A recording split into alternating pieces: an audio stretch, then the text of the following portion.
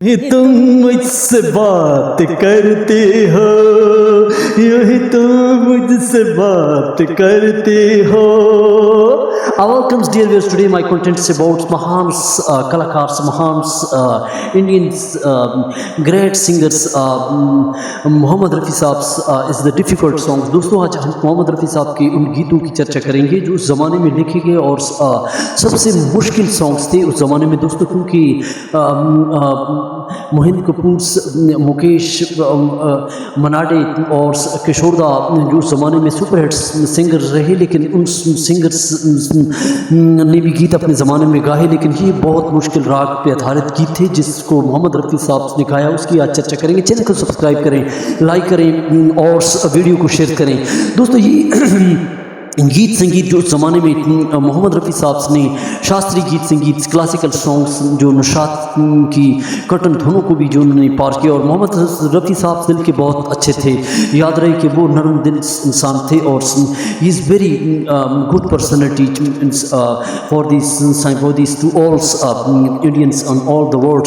दुनिया में जो है अजीम कलाकार थे. और दोस्तों ये उस ज़माने में दोस्तों ये मुश्किल था कटन राग जो उस ज़माने में गीत आधारित जो थे. तो मोहम्मद रफ़ी साहब ने दोस्तों उस ज़माने में एक गीत था जिसमें को जो है 1966 में नई उम्र नई जवानी एक फिल्म थी जिसमें मोहम्मद रफ़ी साहब ने एक गीत गाया था, सीने क्या फूल है. दोस्तों इस तरह का एक गीत था जो उसने उस ज़माने में गाया था, लेकिन गोपाल दास की फिल्म का और उस ज़माने में जो रोज संगीत दे रहे थे. और फिर उसके बाद दोस्तों कई ऐसी गांव की उमरिया के लिए उन्होंने गीत गाया था जिसमें गांव की उमरिया. लेकिन दोस्तों उस ज़माने में एक और मुश्किल गीत था दुलारी फिल्म का, और कई और गीत थे दुलारी फिल्म का जिसको शकील बदयूनी ने लिखा था और नौशाद ने म्यूज़िक दिया था, जो बहुत ही मुश्किल गीत था जो रात पे आधारित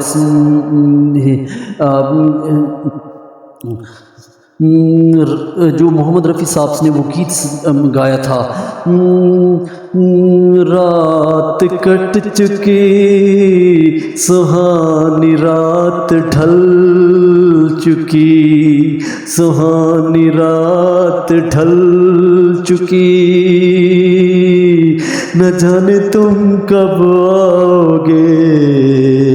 दोस्तों जो मुश्किल सब उस गीत के अंदर जो थी उसको आप YouTube पे सुन सकते हैं, जिसमें तुम्हारे इंतज़ार में. दोस्तों ये जो उन्होंने उतार चढ़ाव इस गीत के अंदर जो संगीत को बहुत ही मुश्किल अंतरे को जिसने मोहम्मद रफ़ी साहब ने बहुत ही आसानी के साथ अदा किया, और इसकी जो तरन्नुम और सुर्स के अंदर मोहम्मद रफ़ी साहब ने आवाज़ को गीत के अंदर भगवाया. दोस्तों ये दो गीत थे, लेकिन एक और उस ज़माने में फिल्म थी 1960 की दिलीप कुमार की फिल्म, जो आप यूट्यूब पे तलाश करते सकते हैं, और जिसमें इसका जो क्लासिकल सॉन्ग्स उस ज़माने में लिखा था शकील बदयूनी ने लिखा था और संगीत दिया था नौशाद ने. और ये गीत कोहिनूर फिल्म का गीत है जिसको हिंदी शब्द इसके अंदर से और हिंदी अंतरे रिवाइज की हैं जिसको मोहम्मद रफ़ी साहब ने गाया था. लेकिन इस गीत को जो है मनाडे ने, क्लासिकल सिंगर उस ज़माने में मनाडे बहुत फेमस था, जो 1940 और 50s के दौर में मनाडे क्लासिकल उसका कोई मुकाबला नहीं कर सकता था. लेकिन जब मोहम्मद रफ़ी साहब ने ये गीत गाया तो मनाडे का रिकॉर्ड तोड़ दिया था, और ये गीत उस ज़माने में गज़ल टाइप का गीत था और जो क्लासिकल गीत था जिसको हिंदी गीत संगीत में सबसे पहले और दिलीप कुमार पे फिट आवाज़ है, और इसको आप यूट्यूब पे भी देख सकते हैं. ये गीत कौन सा है इसकी हम चर्चा करेंगे, जिसमें 1960 में कोहिनूर फिल्म का गीत है, मधुबन मेरा ठिकाना न तेरे, मधुबन मेरा ठिकाना तेरे, मधुबन मेरा दोस्तों इसमें जो कई अंतरे और उतार चढ़ाव और तरन्नुम और सोर्स और कई हिंदी शब्दों को मोहम्मद रफ़ी साहब ने मुख्तलिफ़ आवाज़ों में और मुख्तलिफ़ मूज़िकारों को और संगीत निर्देशकों और कलाकारों को मोहम्मद रफ़ी साहब ने हैरान कर दिए। और इस फिल्म के अंदर दोस्तों ये खटन राग्स जो मोहम्मद रफ़ी साहब ने गाए, उसके अलावा दोस्तों क्लासिकल सॉन्ग्स में मोहम्मद रफ़ी साहब की पकड़ थी और नौशाद से भी हैरान हो गए थे। शकील बदयूनी का ये लिखा हुआ हिंदी गीत संगीत रहा, जिसको मनाडे ने इसके बाद यही कह दिया था कि मनाडे का ये पसंदीदा गीत रहा और मनाडे ने मोहम्मद रफ़ी साहब को मान लिया था। और उस ज़माने में मोहम्मद रफ़ी साहब को बहुत कम गीत मिलते थे, लेकिन जब मिले तो ऐसे गीत गाए कि उसने चार चांद लगा दिए। दोस्तों ये आज की थोड़ी सी घटनाएं थी। चैनल को सब्सक्राइब करें, लाइक करें। Love to Mohammed Rafi.